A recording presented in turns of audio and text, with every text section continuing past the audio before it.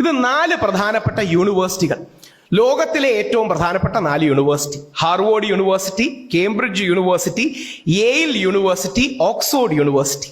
ആ ഓക്സ്ഫോർഡ് യൂണിവേഴ്സിറ്റികൾ പ്രസിദ്ധീകരിച്ച peer reviewed ആയ പഠനങ്ങൾ പറയുന്നത് ഈ ഏതെങ്കിലും യൂണിവേഴ്സിറ്റിയിലെ പഠന റിപ്പോർട്ടോ അതൊന്നും വെച്ചിട്ടില്ല. ഇസ്ലാമിന്റെ അതിന്റെ സോഴ്സ് എന്ന് പറയുന്നത് ഖുർആൻ, ഹദീസ്, ഇജ്മാ, കിസാസ് എന്നൊക്കെ പറയുന്ന, ഖിയാസ് എന്നൊക്കെ പറയുന്ന ആ സംഗതിയാണ്. ശ്രീ ആരിഫ് ഹുസൈൻ പറഞ്ഞാൽ ഏറ്റവും എനിക്ക് കൗതുകമായി തോന്നിയത്, അങ്ങനെ യൂണിവേഴ്സിറ്റികൾ പലതും പറയാം, അതൊന്നും നമ്മൾ നോക്കേണ്ട കാര്യമില്ല.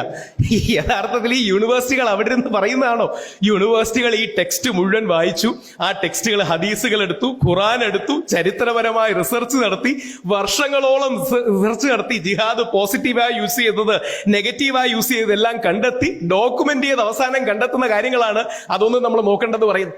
ആ യൂണിവേഴ്സിറ്റികൾ കൊണ്ടുവരുന്നതാണ്. നിങ്ങൾ എസൻസുകാരല്ലേ, നിങ്ങളല്ലേ ഇടയ്ക്ക് പറയുന്നത് എവിഡൻസ് ലീഡ് ചെയ്യണമെന്ന്. അങ്ങനെ വേണമെന്നുള്ള വിശ്വാസക്കാരന് എവിഡൻസ്, തെളിവ്, ഡേറ്റ, ഇത്തരം കാര്യങ്ങളല്ലേ നമ്മളെ നയിക്കേണ്ടത്? പ്രൊപ്പഗാൻഡയാണ്. ഇത്തരം ഒരുപാട് പഠനങ്ങളോ കാര്യങ്ങളോ ഉണ്ടെങ്കിലും അദ്ദേഹത്തിന് യൂണിവേഴ്സിറ്റി പഠനങ്ങൾ, ഹാർവാർഡ്, ഓക്സ്ഫോർഡ്, യെയിൽ, കേംബ്രിഡ്ജ് താല്പര്യമില്ല. ഏതെങ്കിലും രീതിയിൽ ജിഹാദ് എന്ന വാക്കിനെ ആരെങ്കിലും മോശമായിട്ട് ഉപയോഗിച്ചിട്ടുണ്ടെങ്കിൽ അത് മാത്രം എടുത്താൽ ഇത് എന്ത് ചെയ്യുന്നു എന്ന് പറഞ്ഞാൽ, അദ്ദേഹം അറിഞ്ഞോ അറിയാതെയോ ചെയ്യുന്നത് നമ്മുടെ നാട്ടിലെ തീവ്ര വലതുപക്ഷം ലാൻഡ് ജിഹാദ്, ലവ് ജിഹാദ്, തുപ്പൽ ജിഹാദ്, തുമ്മൽ ജിഹാദ്, ഹലാൽ ജിഹാദ്, UPSC ജിഹാദ് തുടങ്ങിയ കള്ളത്തരം പറഞ്ഞ് ഞങ്ങൾ ഹിന്ദുക്കളെ, മുസ്ലിങ്ങളെ വെറുപ്പിച്ച് പേടിപ്പിച്ച് ഹിന്ദുക്കളെ ഒന്നിപ്പിക്കാൻ നിൽക്കുന്ന നെറേറ്റീവിന് അറിഞ്ഞോ അറിയാതെയോ വെള്ളമിടുക. ആത്യന്തികമായി ഇത് ഇസ്ലാമിലെ ഇസ്ലാമിസ്റ്റ് തീവ്രവാദികൾക്ക് ശക്തി പകരുകയും മറുവശത്ത് ഹിന്ദുത്വ തീവ്ര സ്വരക്കാർക്കും തീവ്രവാദികൾക്ക് ശക്തി പകരുകയും ചെയ്യും. യൂണിവേഴ്സിറ്റിയുടെ കാര്യം ഞാൻ ആദ്യമേ പറയുന്നു, ഇസ്ലാമിലെ ഒരു നിയമം ഒരു മുസ്ലിം സ്വീകരിക്കുന്നത് എന്തിന്റെ അടിസ്ഥാനത്തിലാണ്? അതിനെക്കുറിച്ചുള്ള അടിസ്ഥാനപരമായ ഒരു ധാരണ പെശകൊണ്ടാണ് ഇതെന്നെ ആവർത്തിക്കുന്നത്. ഹാർവാർഡ് യൂണിവേഴ്സിറ്റി നോക്കിയിട്ടല്ല ഒരു മുസ്ലിം ജിഹാദി ആകുന്നത്, അങ്ങനെ ആരും പറഞ്ഞില്ലല്ലോ. അതിനെയാണ് സ്ട്രോ മാൻ ആർഗ്യുമെന്റ് എന്ന് പറയുന്നത്. അതായത് പറയാത്ത കാര്യം പറഞ്ഞിട്ട് ആ പറഞ്ഞ കാര്യത്തെ റെഫ്യൂട്ട് ചെയ്യുക.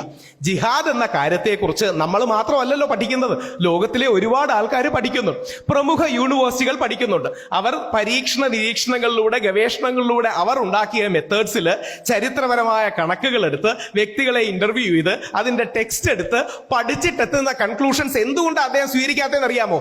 അദ്ദേഹത്തിന്റെ അന്ധവിശ്വാസത്തിന് അത് ചേരില്ല. എന്നാലും ഇദ്ദേഹം പറഞ്ഞതിന്റെ പേരിൽ ഞാൻ ഇനി ഒന്ന് നോക്കാം എന്ന് വിചാരിച്ച് നോക്കി. ഏതൊക്കെയാണ് യൂണിവേഴ്സിറ്റീസ് പറഞ്ഞത്?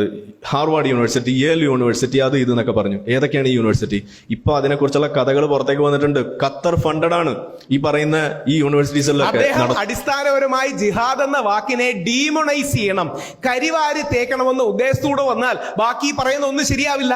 അപ്പൊ ശരിയാവില്ല എന്നുള്ളത് കൊണ്ട് ഇവർ പ്രമുഖ യൂണിവേഴ്സിറ്റികളാണ്. എന്ത് ചെയ്യുന്നു? ഇവരെല്ലാം ഖത്തർ ഫണ്ടഡാ. ഇതിന്റെ എല്ലാം പിന്നിൽ ഗൂഢാലോചനയാണ് എന്ന് പറയുന്നതിന് എന്ത് അർത്ഥമാണുള്ളത്? ഒന്ന് ആലോചിച്ച് നോക്കുക. ലോകത്തിലെ ഹാർവാർഡ് കണ്ടോ, ഇപ്പൊ ഇതിനെക്കുറിച്ച് കഥകൾ വരുന്നില്ല. ഇത് ഈ അമേരിക്കൻ എക്സ്ട്രീം റൈറ്റ് വിങ്ങിന്റെ പ്രൊപ്പഗാൻഡയാണ്. കണ്ടോ, ഹാർവാർഡിനൊക്കെ പിന്നീട് അവര് ഗ്രാന്റ് കൊടുക്കുന്നുണ്ട്. നമ്മൾ അക്കാഡമിക്കും സ്കോളർലിയുമായി പഠിക്കുമ്പോൾ എങ്ങനെയാ പഠിക്കുന്നത്? ഇനി ഞാൻ ഇവിടെ ഒരു മിസ്യൂസ് ആണെന്നാണ് പറയുന്നത്. എന്താണ് മിസ്യൂസ്? ഇദ്ദേഹം നടത്തിയ ഒരു തട്ടിപ്പാണത്. എന്താണ്? ജിഹാദിന്റെ പല കാറ്റഗറൈസേഷൻ നടത്തി, എന്നിട്ട് അതിനകത്ത് ഈ പറയുന്ന ഈ ഒഫൻസീവ് ജിഹാദ് മിണ്ടില്ല, ബാക്കിയുള്ളതെല്ലാം ചെയ്തത് അതെല്ലാം യൂസ് ആണ്. ഒഫൻസീവ് ജിഹാദ് ചെയ്യുമ്പോൾ മാത്രം അത് മിസ്യൂസ് ആവും. അതെങ്ങനെ ശരിയാവുക? ഇനി രണ്ട്, ഇതിലേക്ക് പോകുമ്പോൾ എത്രയോ കണ്ടീഷനാണ് പ്രവാചകൻ മുഹമ്മദ് നബി സല്ലല്ലാഹു അലൈഹി വസല്ലം പറയുന്നത്.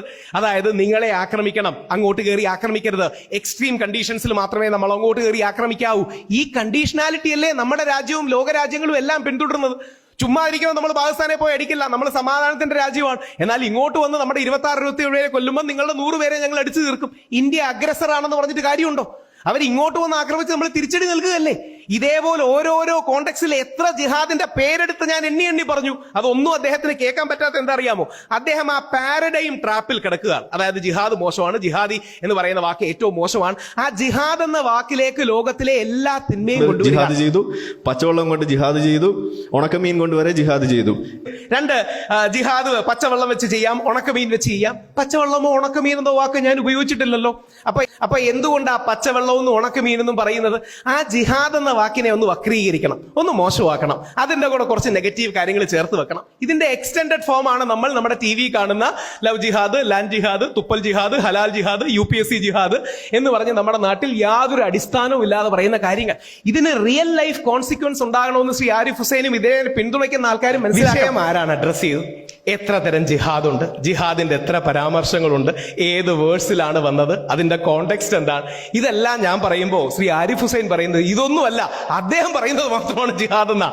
എന്നിട്ട് അദ്ദേഹത്തിന് പകരം അദ്ദേഹം ഇസ്ലാം എന്ന് പറയും. ഏതെങ്കിലും 100 കാര്യങ്ങളിൽ ഒരു കാര്യം കോൺട്രവേഴ്ഷ്യൽ ആയിട്ടുണ്ടെങ്കിൽ ആ ഒരു കാര്യം എടുത്ത് അതിനെ വക്രീകരിച്ച് ആടിനെ പട്ടിയാക്കി പട്ടിയെ പേപ്പട്ടിയാക്കി അത് ഏറ്റവും മോശമാണെന്ന് പറയുന്നത് ഇന്റലക്ച്വൽ ഡിസീറ്റ് അല്ലേ, ബൗദ്ധികമായ ഡിസീറ്റ് അല്ലേ, അല്ലെങ്കിൽ ബൗദ്ധികമായ കാപട്യമല്ലേ, ഡിബേറ്റിന്റെ കാര്യത്തിലെ കാപട്യമല്ലേ? ഇത് ആഡ് ഹോമിനം, ഇതിനെ നമ്മൾ ഡിബേറ്റിൽ പറയുന്നത് ആഡ് ഹോമിനം എന്ന അറ്റാക്കാണ്. അതായത് വ്യക്തിനിഷ്ഠമായി പ്രവാചകൻ മുഹമ്മദ് വളരെ മോശമാണ് എന്ന് പറഞ്ഞ് ആദ്യമേ ആക്രമിക്കുക. അല്ലെങ്കിൽ ഇതുപോലെ ഞങ്ങൾ സ്ഥിരം കേൾക്കാറില്ല, ശ്രീകൃഷ്ണൻ മോശമാണ്, അല്ലെങ്കിൽ ശ്രീരാമൻ മോശമാണ്, അല്ലെങ്കിൽ യേശുക്രിസ്തു മോശമാണെന്ന് പറഞ്ഞ ഹുസൈൻ അടുത്ത ലോജിക്കൽ ഫാലസി യൂസ് ചെയ്യുന്ന, അടുത്ത ആഡ് ഹോമിനം യൂസ് ചെയ്യുന്നത്. നിങ്ങൾക്കൊന്നും ഇസ്ലാമിനെ കുറിച്ച് അറിയില്ല, പിന്നെ ആർക്കും അറിയുന്നത് ശ്രീ ആരിഫ് ഹുസൈനാണ്. എനിക്ക് മാത്രമേ ഇസ്ലാമിനെ കുറിച്ച് ഇത് ഞാൻ ഇസ്ലാമിനെ നിർവചിക്കും, ആ ഇസ്ലാമിനെ വെച്ച് നിങ്ങൾ സംസാരിച്ചോളൂ. വലിയ കാര്യമായിട്ട് ഫൊണ്ടാപോൾ എന്ന് പറയുന്ന ഒരു French right wing think tank പറയുന്നുണ്ട്. French right wing think tank എന്ന് പറഞ്ഞാൽ ഇവിടെ ഈ തീവ്ര ഗോഡ്സേവാദികൾ ഫണ്ട് ചെയ്യുന്നത് പോലത്തെ ഒരു തിങ്ക് ടാങ്ക് എന്ന് എടുത്താൽ മതി. ഹാർവാർഡ് യൂണിവേഴ്സിറ്റി ഒന്നും പറ്റില്ല, പക്ഷെ ഫൊണ്ടാപോൾ കുഴപ്പമില്ല. ഹാർവാർഡ് യൂണിവേഴ്സിറ്റി പറ്റൂല, ഓക്സ്ഫോർഡ് പറ്റൂല, യേല് പറ്റൂല, പ്രിൻസ്റ്റൺ പറ്റില്ല, പക്ഷേ ഫൊണ്ടാപോൾ എന്ന് പറയുന്ന അവിടുത്തെ ഒരു local think tank, right wing think tank ഓക്കെയാണ്. എന്നിട്ട് അദ്ദേഹം പറഞ്ഞു അദ്ദേഹം റൈറ്റ് വിംഗ് ആണെന്ന് പറഞ്ഞുകൊണ്ടാണ് തിരിച്ച് ഖത്തർ ഫണ്ട് ചെയ്യുന്നു എന്ന് പറഞ്ഞത്. ഞാൻ പറഞ്ഞത് ഫാക്ച്വലി അദ്ദേഹത്തിന്റെ പൊളിറ്റിക്കൽ പൊസിഷനാണ്. അദ്ദേഹം ഉന്നയിച്ചത് സബ്സ്റ്റാൻഷിയേറ്റ് ഇല്ലാത്തൊരു ആരോപണമാണ്. ഖത്തർ ഫണ്ട് ചെയ്തിട്ടാണ് ഇവരെല്ലാം ഇത് ചെയ്യുന്നതെന്ന് അദ്ദേഹത്തിന് എന്തെങ്കിലും ആരോപണത്തിന് ബേസ് ഉണ്ടോ? ചുമ്മാ കൈ നിന്നിട്ട് പറയുന്നതല്ലേ? അതായത് ഇഷ്ടമില്ലാത്ത അഭിപ്രായം കേൾക്കുമ്പോൾ ഇതിന്റെ എല്ലാം പിന്നിൽ കാശ് കൊടുത്തിട്ടാണ് പറയുന്നതെന്ന് പറയുന്ന പോലെയല്ലേ? ഞാൻ പറഞ്ഞത് പൊളിറ്റിക്കൽ സ്പെക്ട്രം എടുത്താൽ അദ്ദേഹത്തിന്റെ പൊസിഷനാണ്, അത് അംഗീകരിക്കാൻ അദ്ദേഹത്തിന് മടിയൊന്നും തോന്നുന്നില്ല. ഇപ്പൊ അദ്ദേഹം പറയുന്നത് അത് ആ പരിപ്പ് അവിടെ വേവില്ല, പള്ളിയിൽ പോയി പറഞ്ഞാൽ മതി എന്നും അറിയുക. പരിഹാസം പരാജിതന്റെ ആയുധമാണ്.